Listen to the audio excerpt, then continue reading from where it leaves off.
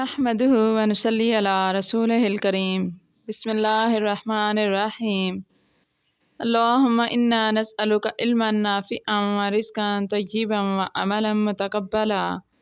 السلام علیکم۔ آج جمعہ کا دن ہے اور جمعہ کو تمام دنوں کا سردار کہا جاتا ہے، اور ربیع الاول کی برکت سے تو اس کی فضیلت میں اور بھی اضافہ ہو جاتا ہے۔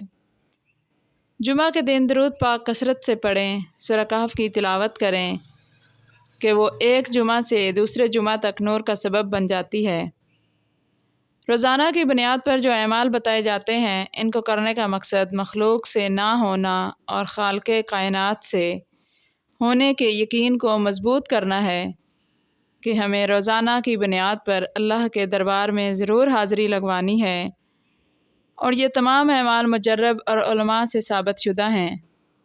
اور آج کا عمل تو بارہا خود کا بھی آزمودہ ہے کہ اس صورت میں اللہ نے عجب تاثیر رکھی ہے کہ جو بھی یہ چاہے کہ پورا سال رزق کی تنگی نہ ہو، وہ کسی کا محتاج نہ ہو، تو وہ لازمی اس عمل کو کرے۔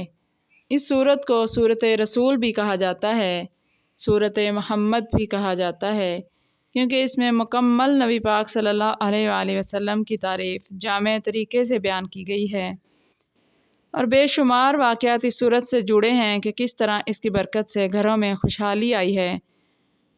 تو یہ صورت سورہ والضحیٰ ہے، 30ویں پارے میں ہے۔